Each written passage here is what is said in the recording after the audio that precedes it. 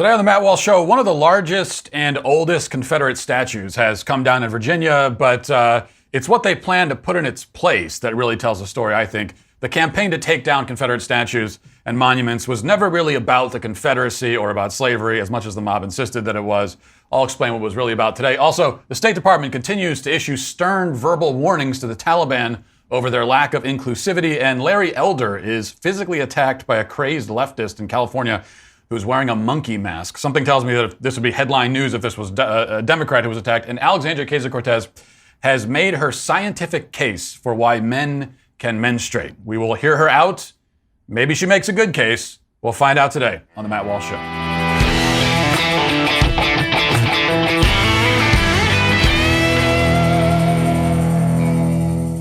Well, I'm always telling you about MyPillow, and you know by now that MyPillow, hopefully you know from experience, MyPillow has a passion to help everybody get the best sleep of their lives. MyPillow didn't stop by simply creating the best pillow, though, a pillow that I, as we have been on our travels and have stayed at serial killer motels and in warehouses, I unfortunately have not had MyPillow, so I haven't been getting the best sleep of my life, but I miss it. And that's why when I get home, I can't wait to get back to my MyPillow and our Giza Dream bed sheets. That's the latest thing they've got from MyPillow. MyPillow found the world's best cotton called Giza. It's ultra soft and breathable, but extremely durable. MyPillow sheets come with a 60-day money-back guarantee and a 10-year warranty. The first night you sleep on Giza sheets, you will never want to sleep on anything else.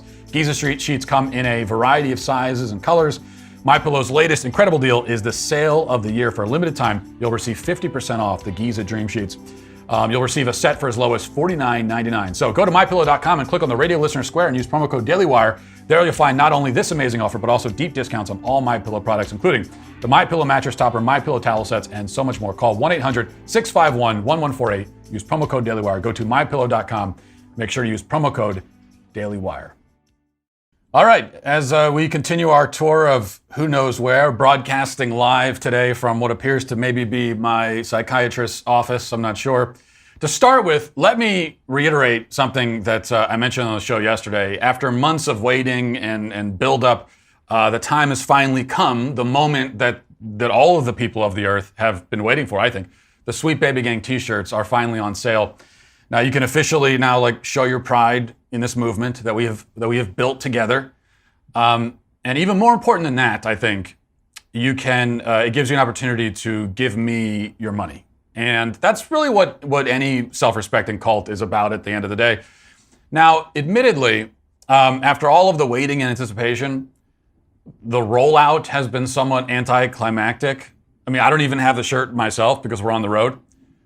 But it wouldn't really be a Matt Walsh Show thing if it wasn't handled in a weird and anticlimactic way when you think about it. So I think it all works out in the end. So go get your shirts today. And you can go to the YouTube video that maybe you're watching right now. If you're not, go to YouTube and click on the link in the description. All right. From the good news of the shirts to the not so good news. You may remember back when the mob first began its campaign to tear down every statue across the country that it had deemed problematic. Well, maybe there wasn't one precisely definitive start date for that campaign. There have been sort of bursts of statue toppling fervor here and there over the course of recent years. But those kind of dwindled and died down, and many of the statues remained. Only after George Floyd's death was it decided that all of the bad statues had to come down. All of them, everywhere in the country. And if local authorities would not agree to take them down, then the mob said, well, we'll just do it ourselves. And we won't be arrested for it. And none of them ever were. Or very few of them were. But as this was happening, I can recall even many conservatives claiming that it was not, as it appeared to be, a war on American history or on American culture at all. This was merely about getting rid of all those pesky Confederate monuments. That's all it was about, we were told. Many of those monuments had stood for over a century. Most people weren't bothered by them for decades and decades, but now, right now, it has to happen now, they all had to come down. And that was fine, we were assured. Those of us who said that this will not stop with the Confederate monuments, that this is indeed a war on our history, that it will continue because the mob has become emboldened, Those of us who said that, we were shouted down as conspiracy theorists and paranoids and racists. And again, even conservatives were in the crowd shouting at us. But of course, we were proven right. The mob soon began making the very predictable argument that, hey, almost all of our white historical heroes were racist by our standards today. Some of them were slave owners, or at least tacit endorsers of slavery. And so they have to come down as well. You know, well, why should we let the Jefferson monuments and Jefferson's name remain on school buildings? He was a slave owner. He was racist. And next thing you know, statues of the Founding Fathers come down, schools are renamed, Columbus is canceled, and on and on and on. And there is no end in sight. Just recently, here's one of the most recent things.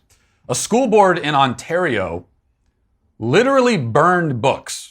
This is not a metaphorical book burning, which we've seen a lot of that. This is an actual book burning. And they called it a flame purification ceremony. That's what they called it, to get rid of books that were deemed offensive by Aboriginal people. Now, I say all this as a preamble to the story that I'm going to talk about here. I say it to remind you that those on my side of this issue were right. You know, we were exactly right. We told you what would happen. We told you where the Confederate monument thing would lead. And we were right. So keep that in mind as we read from this. This is from the Daily Wire. It says, the largest Confederate monument display in the United States was removed from public view on Wednesday, over a year after Governor Ralph Northam called for its removal following the death of George Floyd. And we know that Governor Northam, who famously wore blackface, he's very offensive. He's very concerned with anything that might be considered racially offensive. The statue, a commemoration to Confederate General Robert E. Lee, was unveiled in the 1890s in a field outside Richmond. The 21-foot statue features Lee on a horseback and sat atop a 40-foot granite base. The whole monument was 6 stories tall. Governor Ralph Northam called for its removal last year, saying that we could no longer honor a system that was based on the buying and selling of enslaved people. He added, yes, the statue has been there for a long time, but it was wrong then and it was wrong now. Well, wearing blackface was wrong then and it's wrong now too. Yet here you are, Northam. And the move to try to take the statue down, that prompted a legal challenge, and that went through the courts, and finally they decided to take it down. Now, I need to repeat a couple of points that I've made before about these kinds of stories. The first is that for many decades, most people were able to acknowledge that somebody like Robert E. Lee was a significant historical figure and worthy of remembering. And they were able to view him within the context of his time. Yes, he fought for the South. He fought for Virginia specifically. That's what he was fighting for. His home was in Virginia. His family was in Virginia. He couldn't bring himself to take up his sword against his own family, against his sons. He didn't favor secession, but he felt called to fight in any case, because that's the sense of duty that men of that time had on both sides. We may not understand a lot of this now, but that was the context of the time. He wasn't racially enlightened by our standards today, that's for sure. But then again, literally nobody on earth was. That doesn't excuse slavery. It doesn't excuse any evil perpetrated by anyone against anybody else. But it does provide context. These are all things that most people understood at one time. And that was a mark of healing. Okay, that was a mark of progress from the time of the Civil War.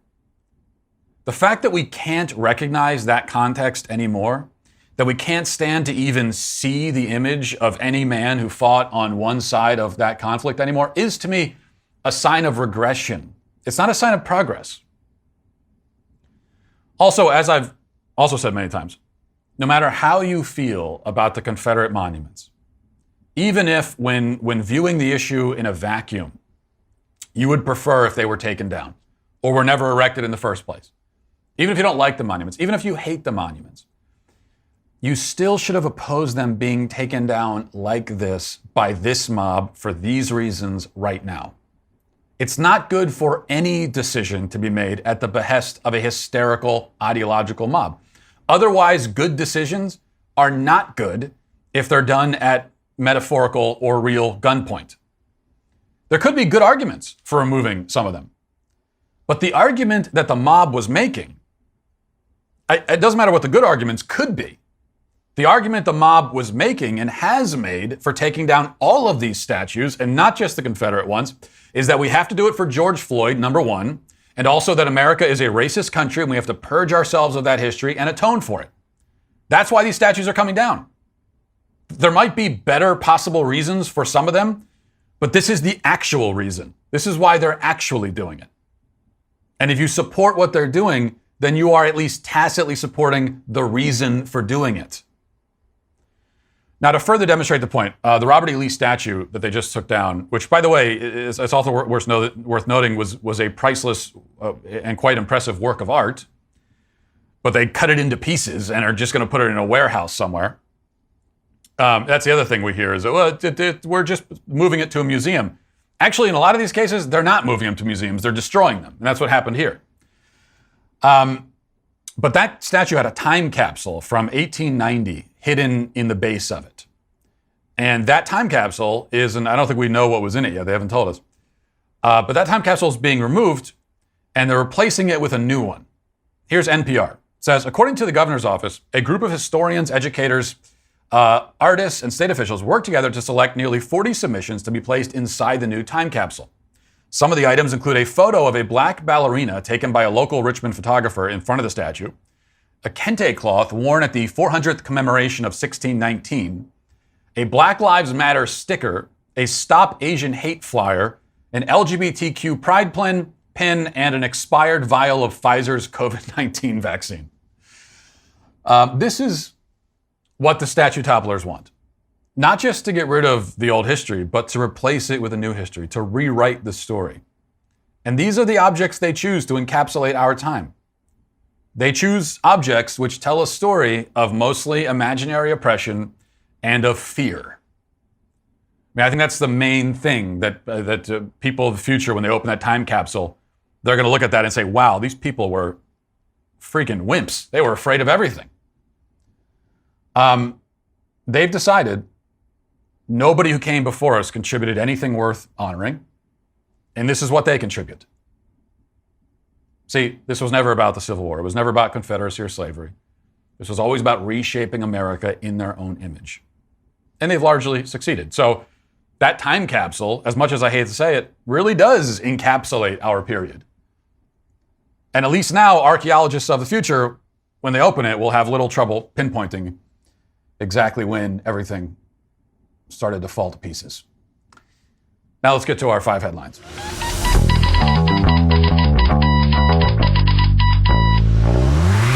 The one thing I love talking to people about is magnesium. And that's what the people in the world are discussing, in my experience anyway. Magnesium breakthrough by Bioptimizer specifically. This is what will help you get a nice long night's sleep. If you're having trouble falling asleep or staying asleep, one of the best things you could possibly do is start getting enough magnesium, as I always say. But please don't run to the store and buy the first magnesium supplement that you find. Most magnesium supplements use only the 2 cheapest synthetic forms. Not all magnesium supplements are created equal, and since they're not full spectrum, those other ones, they won't fix your magnesium deficiency or help you sleep better, so you're wasting your time and your money. There are actually 7 unique forms of magnesium, and you have to get all of them if you want to experience its calming, sleep-enhancing effects. That's why I recommend Magnesium Breakthrough by Bioptimizer. Simply take 2 capsules before you go to bed, and you'll be amazed by how much better you sleep. For an exclusive offer for my listeners, go to www.magbreakthrough.com/Walsh and use code WALSH10 to save 10% when you try Magnesium Breakthrough. And one more thing, for a limited time, Bioptimizer is also giving away free bottles of their best-selling product, P3OM and Masszymes with select purchases. So go to magbreakthrough.com/Walsh now to get your exclusive 10% discount plus the chance to get more than 50% worth of supplements for free. Man, this thing with the female sports analysts is still going on. Like, they're still, usually it's a day, you know, when I've gone through this with the angry internet mob, normally it's 24 hours and they move on. Like usually it's like 12 to 24 hours. That's kind of the expiration date on most of the online outrage. This one is, every once in a while you get to like a 48 hour, 36 to 48 hour. I think we're going to, this might go 48 hours. This might be a 48 hour outrage because they're still coming after me. And it's every single female sports analyst in the country has to get their dunk in. Like they all have to, it's like one at a time. They all have to say their piece about it. And what I'll say is, not going to get into the whole thing again. But after having listened to all these people and having thousands of emotional women scream at me for the past 2 days, I actually have reevaluated my original position, and I've come to the conclusion that I'm even more right than I originally thought. That's what I've realized from all of this. So I thank you. I thank the outrage mob for that. All right, we'll start with this. Secretary of State Blinken in Germany yesterday scolded the Taliban for their lack of inclusivity. Every time they do this, the bureaucrats in charge of our government, they get ruthlessly mocked, and deservedly so. But that doesn't stop them. They don't realize that they're being laughed at because they're in their bubble. So here he is at a press conference in Germany talking about the very disappointed that the Taliban is not inclusive enough. Yesterday, the Taliban named a new interim government. We're assessing the announcement, but despite professing that a new government would be inclusive, the announced list of names consists exclusively of individuals who are members of the Taliban or their close associates, and no women. We're also concerned by the affiliations and track records of some of those individuals. With regard to the composition of this government or interim government, I noted the fact that it certainly does not meet the test of inclusivity, and it includes people who have very challenging track records. Our engagement with the Taliban and with a government, interim or long-term, will be for purposes of advancing the national interest, advancing our interests, the interests of our partners. We have and we will find ways to engage the Taliban, to engage an interim government, a future government, to do just that, and to do it in ways that are fully consistent with our laws. I forgot about the challenging track record bit. That's my favorite part, actually. I thought the inclusivity part was my favorite, but no, it's the Taliban has a challenging track record. Well, that's one way to put it. That might be a useful euphemism that people can, maybe your daughter could use that. She comes home, brings home a ex-con murderer that she's dating. Well, what's his background? Oh, he has a challenging track record. But Secretary of State Blinken, he's not angry, he's disappointed. He's disappointed in the Taliban for not being more inclusive. And I'm sure the Taliban is sitting, they're sitting in their caves. Well, they used to be in caves. Now they're in their palaces that they took over. And they're sitting there and they're talking to each other. They're saying, I thought we had the right idea with all of this jihad stuff and oppressing women, stoning women to death for showing their faces. I thought we had it, but if Secretary of State Blinken is disappointed in us, then I think it might be time to reevaluate some things. I'm sure the Taliban is saying that. All right, next, Larry Elder, of course, running for governor of California, was walking through Los Angeles yesterday. And here's something that if you follow conservative media, you've probably already seen this. If you don't follow it, then you haven't seen this, but you certainly would. We'll play the clip. What you're about to see here, just imagine any non-white Democrat experiencing exactly what we're going to see with Larry Elder. And it would be nonstop news across the country, headlines for 2 weeks, easily. Here it is.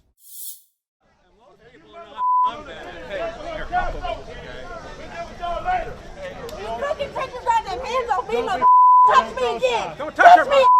Don't touch him!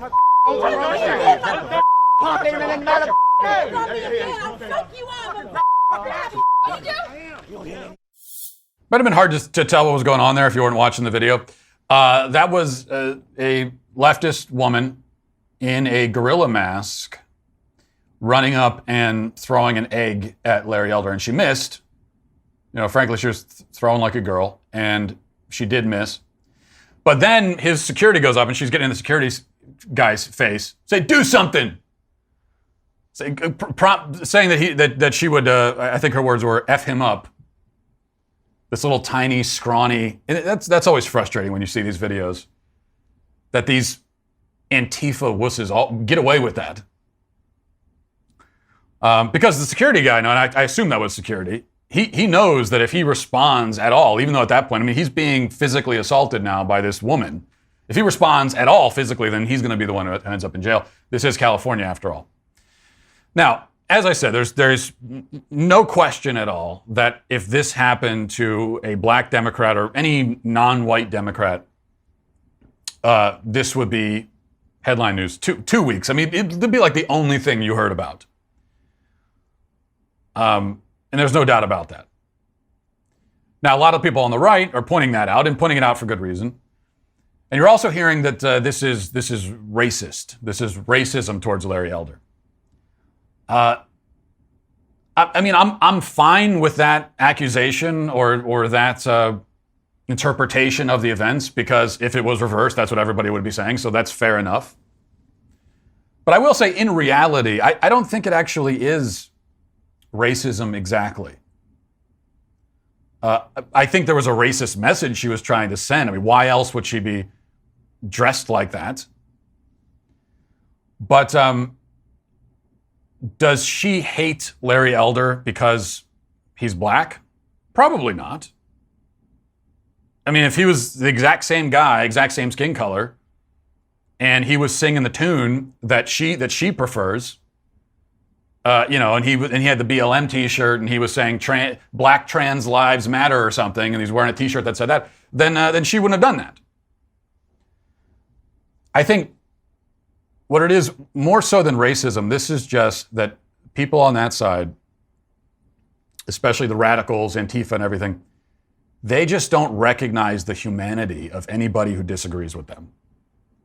So if you disagree with them, if you have a worldview that differs from their own, then all bets are off. They could be racist towards you, they could be sexist towards you, they could do anything and kill you. I mean, they could do whatever they want. Because you're not a person anymore, no matter what your race is. And that applies regardless of race. So that's what this is actually. That doesn't make it better. It's just as bad. But that's what's actually happening here. It's not so much, oh, we hate Larry Elder because he's a black man. It's, he disagrees with us, so he's a piece of garbage and worthless, and so we can treat him however we want. And this is how we're going to treat him. If his race contributes at all to the treatment, and it might, it's because people on the left feel that if you're black, then they own you. You owe something to them.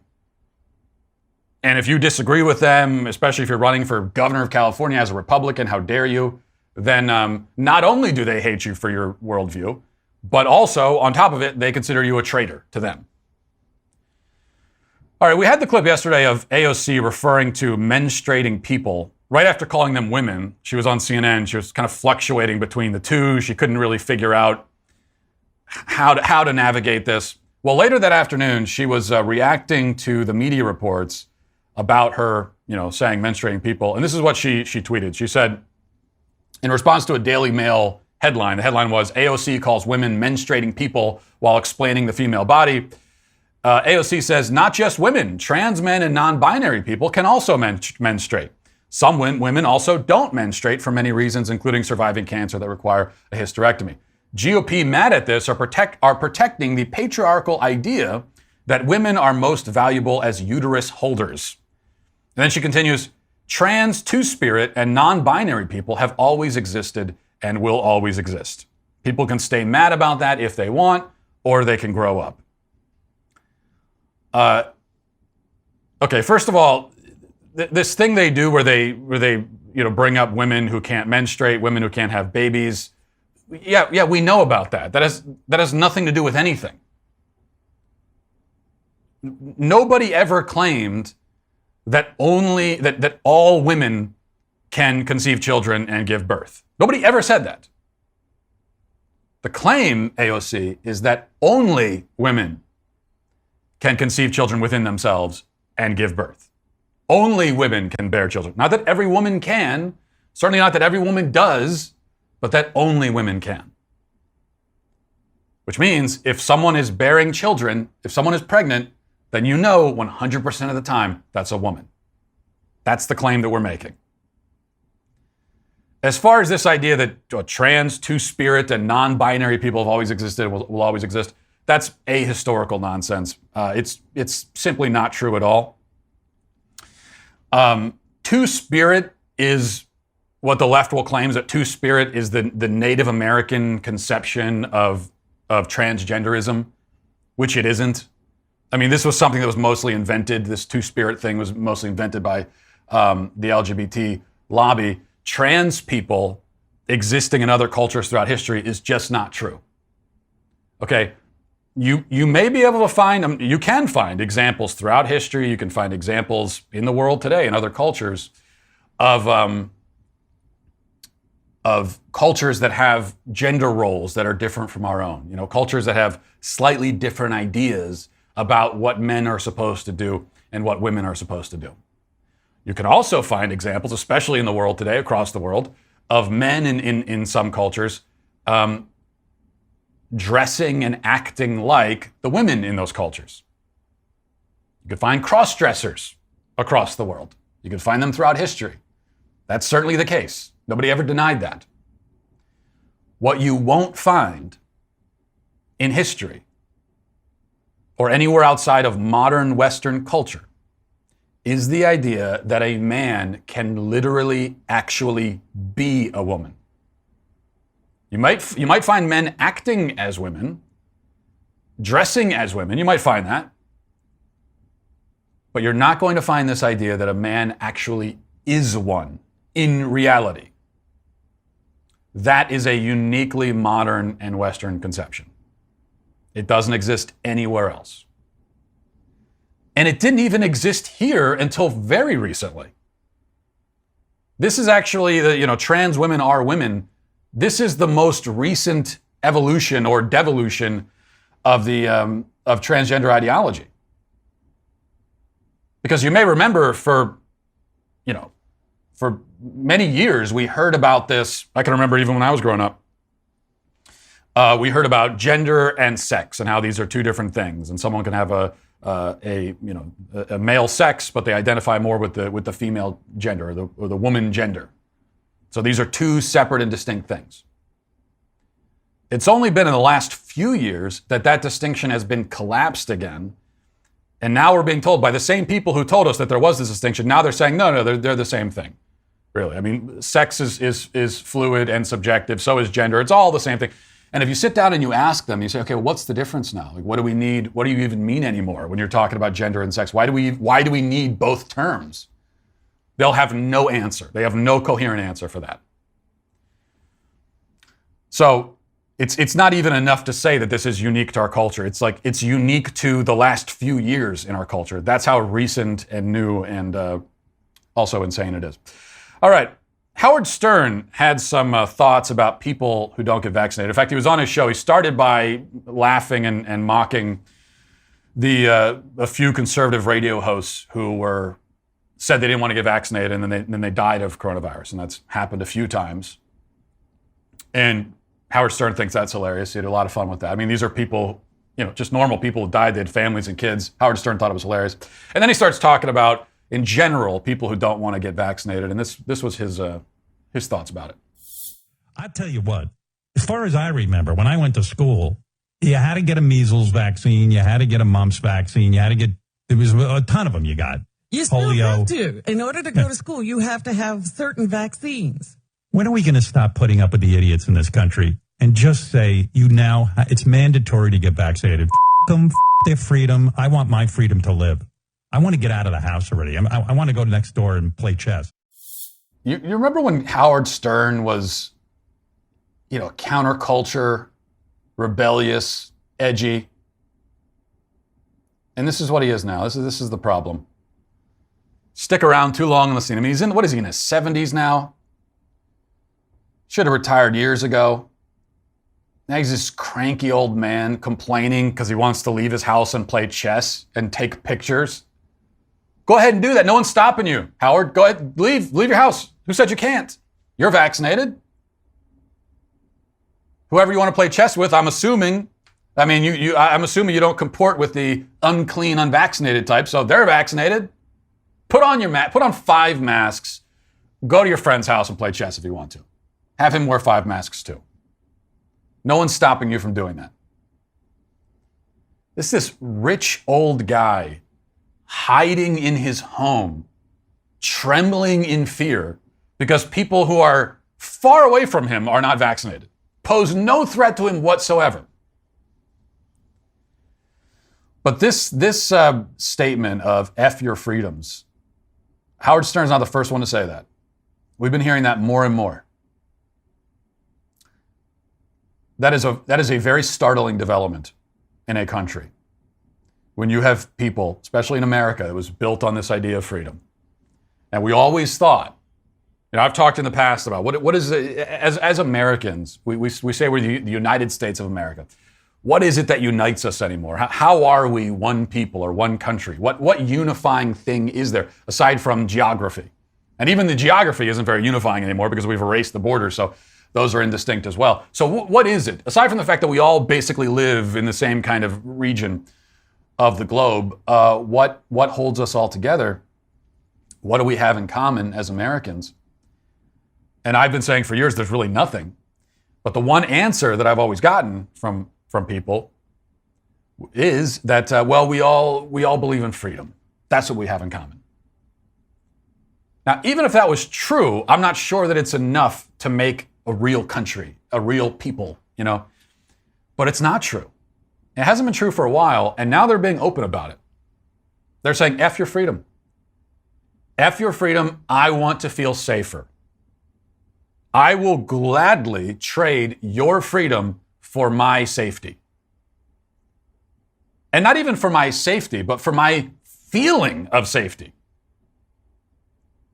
Because Howard Stern's safety is not at all being jeopardized by any unvaccinated person living in his bubble in his rich neighborhood where everybody is vaccinated.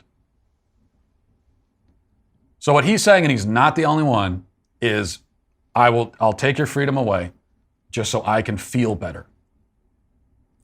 It's bad enough when we've got many Americans who feel that way, and it's been like that for years.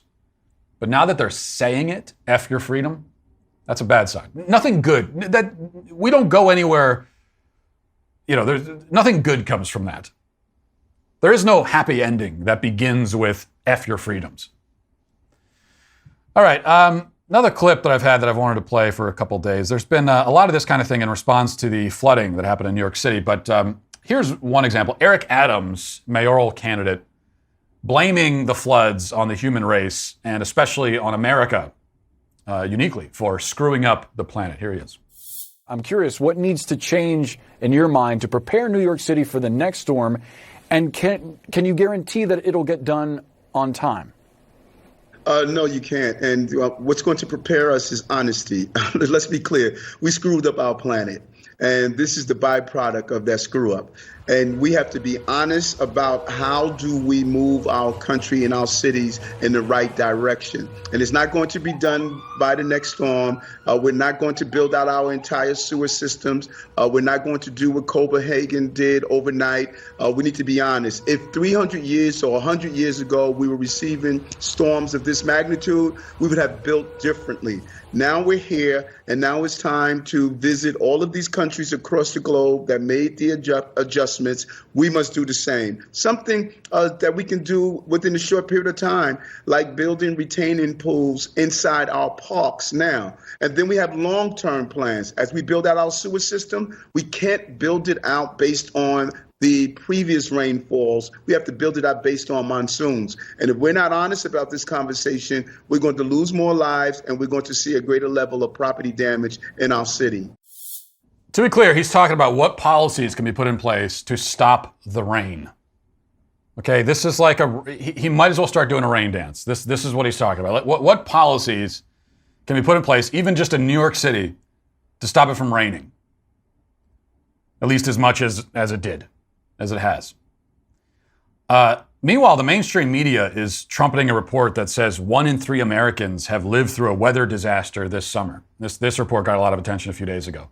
1 in 3 Americans have lived through a weather disaster, quote unquote, this summer, and that's the highest number in forever. And it's a more proof that we're heading towards the end times. They tell us. Now you hear that and you think, well, okay, how do you define weather disaster? And also, doesn't that speak more to the places that Americans want to live and tend to congregate? Doesn't that factor into this? I will say, as I've said before about climate change, first of all, most of the people who are panicking over climate change have no sense. We talk about historical context. Well, when we're discussing global patterns, the historical context has to go much farther back than the 19th century. You got to go back millions of years. And so when Eric Adams says, well, we've never had storms like this in New York, I'm not convinced that that's true, even just looking at the last few decades. But if we look at that region of the planet and extend the scope of our search over hundreds and thousands of years, how can you even make that statement? The climate has changed dramatically. It goes in dramatic cycles over the course of thousands and millions of years. It's hard for us to see it that way. It's hard for us to really place ourselves within a timeline that stretches for millions and billions of years. But when you're talking about the climate, you have to do that. You have to take that into account.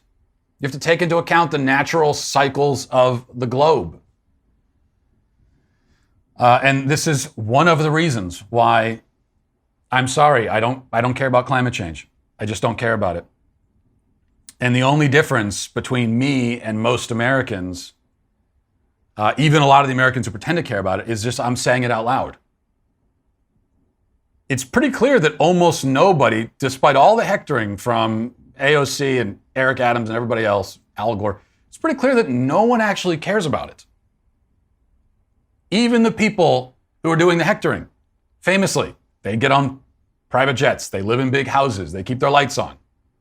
They're making no sacrifices at all. They claim to believe that if we don't make serious sacrifices right now, the whole world could actually end within a decade or a few.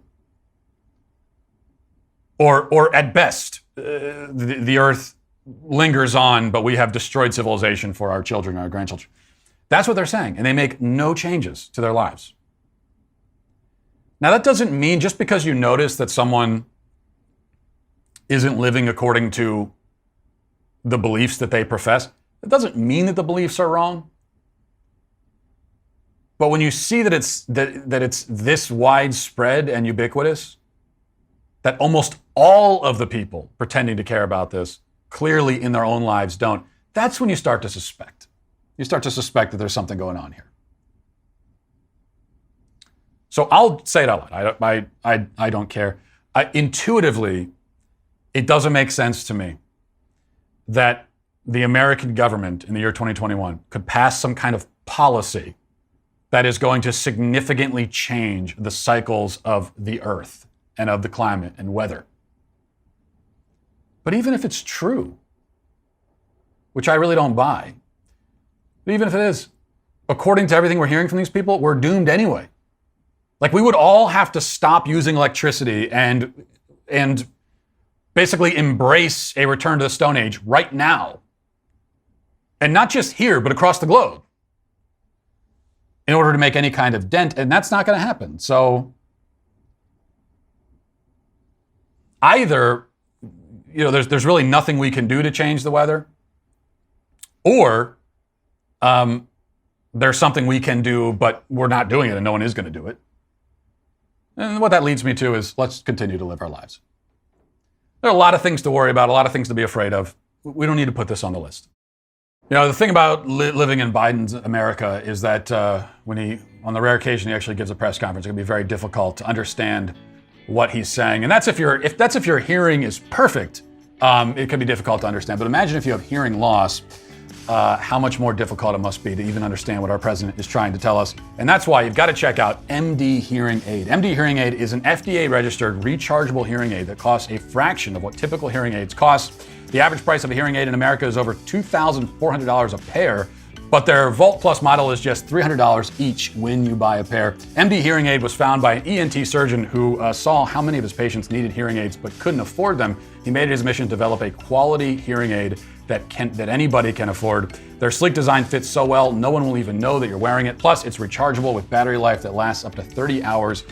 If you forget to take your hearing aids off in the shower, which is a big problem for people that have hearing aids, nothing to worry about there. The Volt Plus is water resistant in up to 3 feet of water. You don't even need a prescription or a doctor's appointment. You buy it directly from them with audiologists and licensed hearing specialists available 7 days a week. MD Hearing Aid has brought affordable hearing to over 600,000 satisfied customers. If you want to be one of those, here's what you have to do. It's time to reclaim your life from hearing loss. Go to mdhearingaid.com and use promo code Walsh to get their buy one, get one $300 each offer. Plus, they're adding a free extra charging case, a $100 value just for listeners of the Matt Walsh Show. So head to mdhearingaid.com and use our promo code Walsh, or you can even call them at 1-833-637-1024. That's 1-833-637-1024. All right, let's go now to read the YouTube comments. Bo says, based on the room Matt's in, I can only assume Ben is punishing him for having to judge the SBG anthem. Well, I was in a warehouse yesterday. That is true. I was tied in a chair in a warehouse. Stank Williams says, is this the Matt Walsh Show? Is this the Matt Walsh Show, the latest iteration of the Saw movie series? Run, Matt, run while you can. Pedogary says, the secret to Matt's odd locations he's been doing his videos from is that he's actually looking for a good place to set up his SBG cult. Now, that's a good theory. And Ben says, I'm glad to see they're finally inching Matt back into the car where he belongs. And Yo Mama's Boo says, Matt looks like he's broadcasting from the Taliban's basement. Do caves have basements? That was a question. But yes, we have been broadcasting from a variety of random and sometimes bizarre places. And yes, it's true that we've provided no explanation for any of this. All I can say is that one day it will all make sense. In due time. Have faith, my sweet babies. Have faith. All right. Staff Sergeant Sullivan says, 43-minute show returning to Matt Walsh dark days of 2019. It was one of the shortest shows that I've done in a long time. I promise that today I'm going to continue babbling for at least several minutes more. Sloopy says, Matt, you are the code of silence breaker, and I'm more and more thankful for it every day. Thank you. Also, as a woman football fan, I agree wholeheartly with you. I have never liked women sideline reporters, interviewers, analysts for football. It irks me.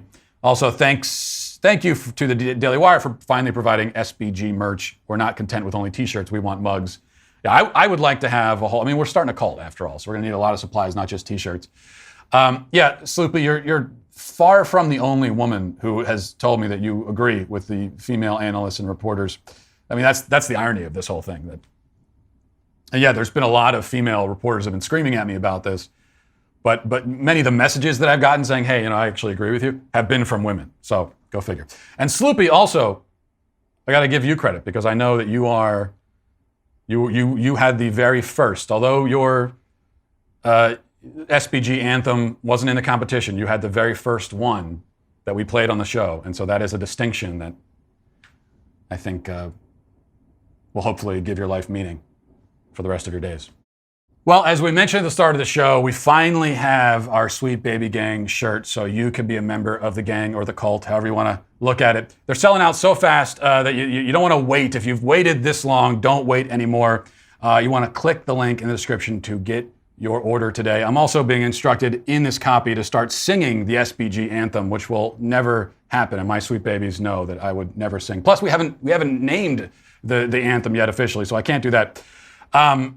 But the shirt is a masterpiece, and it is something that will, I think, brighten your day when you wake up in the morning and put it on. So go and get that shirt today. Also, if you like the Daily Wire Backstage, then I got some extra exciting news for you. This October, not only will we be live and on stage at the famous Ryman Auditorium right here in Nashville, but we're also giving one lucky member a chance to win 2 VIP tickets to get front row seats. And not just that, but the winner will receive a $1,500 gift card to cover travel expenses. And there's also a meet and greet with the backstage hosts. and more. So tickets for the Ryman Show sold out already. So this is your one chance to get in on the action and have the best seat in the house, actually. So enter when you go to dailywire.com/subscribe and join one of our membership plans with code BACKSTAGE for 25% off your membership.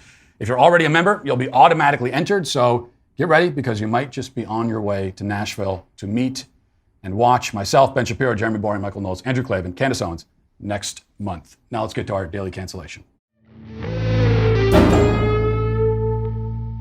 Today we have someone who at this point is kind of a dark horse candidate to become the most canceled person on the Matt Walsh Show. And that would be Demi Lovato. The thing about Demi Lovato is that I know she's a singer, but I couldn't name one song she's made. If I heard a Demi Lovato song, if I actually heard one, I couldn't tell you that it was her singing. She's no Pooh Shiesty, I guess you could say. I'm not an expert in her catalog the way that I am for my guy Pooh.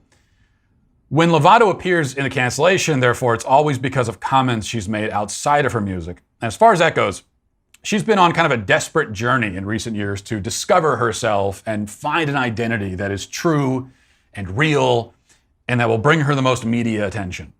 And that's what's driven her to come out as a lesbian and then bisexual and then pansexual and then non-binary.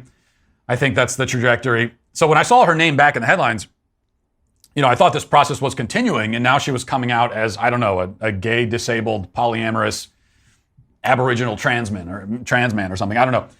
But that's not quite what she was up to. Here's the Daily Wire. It says, singer and LGBT activist Demi Lovato encouraged followers to be a slut and make their own porn in a post to social media promoting prostitution, which was euphemistically described as sex work.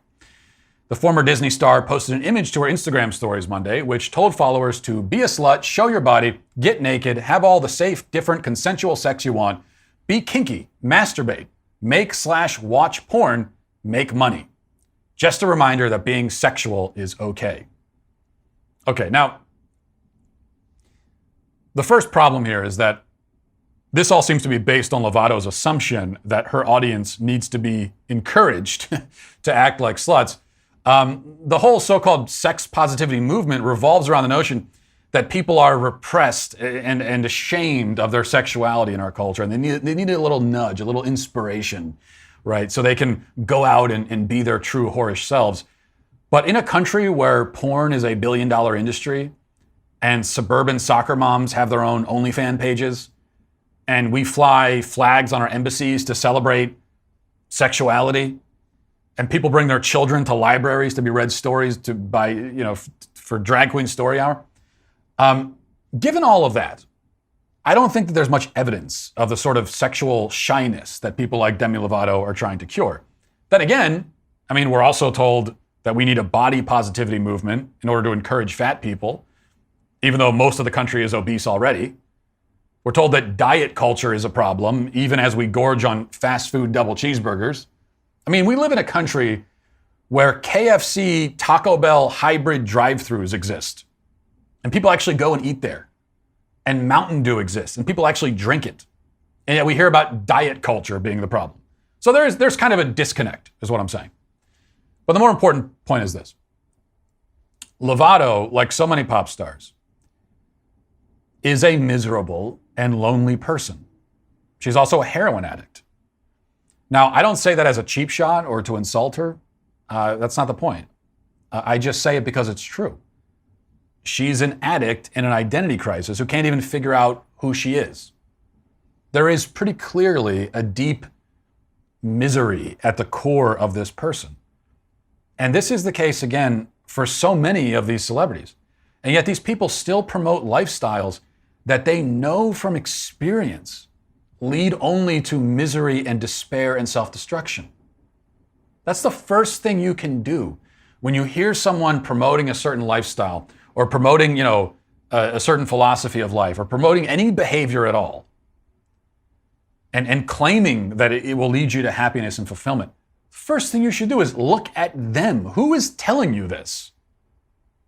Do they appear to be happy and well-adjusted and fulfilled people? Every person who stands on a stage or sings a song or posts a message to their millions of followers on Instagram, encouraging even the millions of kids in their audience as well, to objectify themselves, to prostitute themselves. Every person who does this knows that it's not a path to happiness or fulfillment. They all know it from experience. And this is what makes the lie so great and so sinister. That it's being told by people who fell for it themselves and experienced the consequences and now want other people to experience those same consequences too. It's like if somebody, was standing on a cliff and they saw water below and they thought that the water was deep enough, so they jumped into the water. And then they discovered that it's actually too shallow and they broke their legs. And rather than warning people who are still standing on the cliff and saying, no, don't do it, I just broke my legs, don't make the mistake I did. Instead, they shout up, yeah, come on down, the water's great. I guess this might be a long way of saying that misery loves company, but I think there's more to it, actually. Misery convinces itself that company is the cure. That if other people make the same miserable decisions, that somehow by majority vote, all of the misery will magically turn into joy. These empty people think that if they can convince you to join them in their emptiness, then perhaps, you'll all be full again. But it doesn't work. It can never work. The pursuit is fruitless, not to mention unbelievably selfish. And that is why today, Demi Lovato is, again, I'm afraid to say, canceled. And we'll leave it there for today. Thanks for watching. Thanks for listening. Have a great day. Godspeed.